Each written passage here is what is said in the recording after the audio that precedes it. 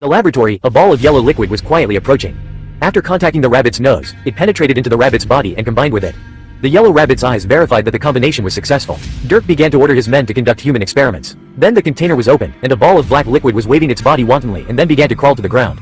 Seeing this, the long-haired man was so scared that he stepped back repeatedly and turned around to slap the glass for help. The black liquid began to climb up from the left foot and stopped in front of the man's chest. After a face-to-face encounter, the man was so scared that he dared not breathe. The black liquid began to penetrate his clothes and penetrated into his body. The man's limbs showed strange twists, and then he fell to the ground and died, with black liquid pouring out of his mouth. Kay angrily ordered his men to increase the number of experiments. The tragic scene before them made the reporters who sneaked in feel mixed emotions. There were all kinds of patients detained in the laboratory. Some were dying, and some had fallen to the ground, and it was unknown whether they were alive or dead. Eddie was about to leave, but someone recognized Eddie and kept knocking on the glass to ask him for help. Eddie immediately remembered that this person was the woman selling newspapers on the street.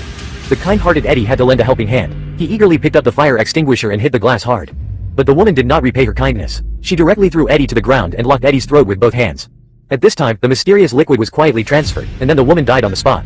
The noise attracted the security. Eddie just ran away, but he didn't run into the security who came. He relied on his soul. The security guard who came to him was knocked down in 3 moves. At this time, he had not noticed that his body had changed, and he kicked the iron gate open as if it were a football. The people from the Foundation were chasing him relentlessly, and countless security guards followed closely behind, determined to shoot Eddie on the spot. In order to save his life, Eddie had to run forward, not caring about the big tree in front of him, and directly knocked it down. The security guards of the Foundation had already arrived, ready to shut the door and beat the dog with Eddie, but no one noticed Eddie's figure. Eddie was seen climbing the tree with his bare hands, and was hanging on the trunk of a tree dozens of meters high at this moment. He got out of the predicament just like that. After returning home, Eddie felt hungry and thirsty, and then began to overeat. The weak food could not satisfy Eddie's hunger. In order to attack, Eddie directly opened the trash can and picked up the chicken drumstick left over from yesterday. He started to chew, and then the neighbor started the annoying solo. The noisy music made him only hear 2 ears. He originally wanted to go to the door to give a friendly reminder, but he saw that the other party was playing rogue. Eddie immediately changed into a hideous face, and the neighbor was frightened and retreated gracefully and began to apologize. In full view of everyone, the man jumped into the fish tank, grabbed the lobster inside, and began to eat it crazily. The guests in the restaurant were stunned. The strange behavior was really frightening. However, this was just the beginning. When he returned home, he felt hungry. He was busy filling his stomach when he heard a strange voice, warning him not to open the door. Before Eddie could react, someone was knocking on the door. Then several strong men rushed in. The leader grabbed Eddie by the collar and asked him to hand over Venom. Facing the 2 black laser guns in front of him, Eddie immediately raised his hands to surrender. However, Venom in his body felt very embarrassed and quickly controlled Eddie to put his hands down. Then the two began to fight non-stop and did the physical exercise of raising hands and letting go. The showy operation also stunned the sturdy man in front of him. The next second, Venom attacked. He quickly stretched out his flying hands and locked the necks of several sturdy men. He used his hands to strangle the sturdy men. The enemy's reinforcements were constantly pouring in, but Eddie, who had the venom in his body, was not panicked at all. He easily dodged the enemy's bullets and switched various moves back and forth. The tacit understanding between the two was quietly running in. In order to get rid of the killer, Eddie had to jump out of the window and ride his bike all the way, while the enemies behind him were still chasing him. Time and time again, the dangerous predicaments were manifested by the venom in his body. Eddie was looking back at the situation in a chic manner, but he was hit by a car in the next second, and the man and the car were directly separated. The injuries were horrible, and the bones in his body were almost broken. When he was about to kill, when his hands were gloating over themselves, the venom in his body took action. It began to spread all over his body, recovering the casualties for Eddie, and then turned back to its original fierce appearance. Just as it was about to eat the killer in front of it alive, a black gun suddenly shot at its back, which did not cause any harm to Venom at all. Venom turned around and swallowed a big head in one bite, but at this time the police also came to support, and Venom was outnumbered, so he had to jump into the sea to escape the scene. After landing, black liquid stretched out from his body, that is, Venom. The two formally faced each other, and Venom told the local that he was the leader of the race and came to Earth to verify whether humans could become qualified messengers. Obviously, Venom was very satisfied with this, and he asked Eddie to take him on the rocket of the Life Foundation. In this way, he can bring his family to Earth. Venom saw through Eddie's mind and mocked him as a weak and incompetent waste. He asked Eddie to surrender and cooperate with his plan, otherwise he would not show mercy. After listening to Eddie looking at the tall building behind him, Venom understood instantly and began to climb to the top. The night view of the city from the top was really beautiful. However, when taking the elevator downstairs, he was surrounded by armed police and was targeted by countless small red dots. If Eddie had any abnormal behavior, countless bullet holes would appear on his body in the next second. Eddie knew how powerful Venom was and tried his best to persuade them. When the two sides were in a stalemate, Eddie gave an order and Venom immediately appeared. He caught countless bullets in one hand. This blurred their own vision. Venom came and went freely in the smoke, swinging the death blade at the police like a god of death.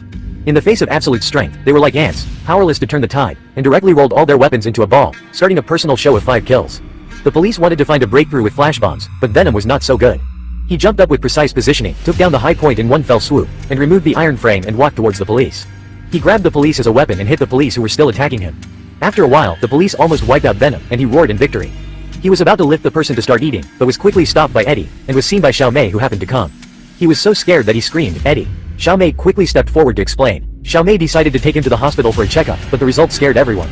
At this time, Eddie was suffering from a terminal illness. The doctor told him that he didn't have much time left, and this sudden change was caused by the venom. In order to save Eddie's life, Xiaomei planned to use magnetic resonance imaging to force the venom out of his body. The man was not sick, but he was taken to the hospital for a physical examination.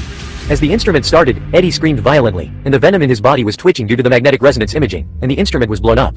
Seeing this, the doctor quickly turned off the instrument and went forward to check if the patient was safe and sound. But Eddie was still full of energy when he came out, just like nothing happened.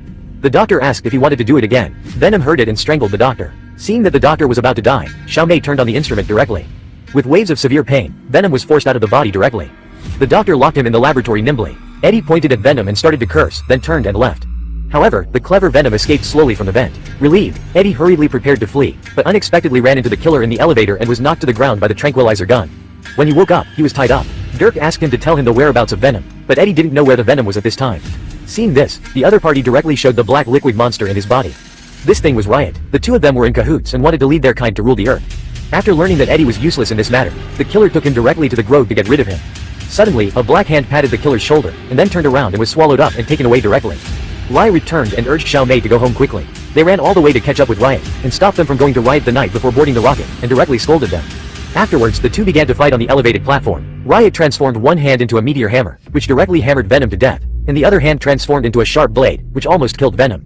Venom recovered, one hand turned into a shield to resist the attack, and the other hand grabbed Riot and rubbed it to the ground, and Riot was forced to use a big move. His hands turned into countless sharp blades and stabbed Venom. The two wrestled together on the elevated platform. Venom wanted to lock Riot from behind, but was seriously injured by the protruding spikes behind him. Riot began to beat Venom, and after knocking Venom away, he fell from the air and stepped on Venom fiercely. Venom was unable to fight back, and was thrown onto the launch pad to beat Riot, trying to peel Venom off Eddie. At this time, the little guy in the control room, Macon, was extremely anxious. He thought quickly and turned on high-frequency sound waves to interfere with the fight between the two. Riot merged Venom into his body, and then separated and recovered under the influence of the sound waves, and finally pulled out of the symbiote. Eddie jumped up and punched Dirk, and was then kicked off the launch pad. Eddie turned and ran to the platform, but Dirk merged with Riot again and was pierced through the chest by the giant blade he turned into. Then they rushed to the rocket and jumped into the cockpit. However, Eddie felt the passing of his life, and his left hand drooped weakly. At the last moment, he ran in both directions with Venom, merged again, pulled out the giant blade from his chest and revived with full blood, then flew over the rocket with the giant blade to express his best wishes to Riot and Dirk, and then slashed with the giant blade. The fuel tank and the rocket exploded in the air. Dirk and Riot were instantly reduced to ashes. Venom turned into a barrier, blocking Eddie's head, fearing that Eddie would be hurt by the explosion. Eddie fell safely into the sea and saved his life.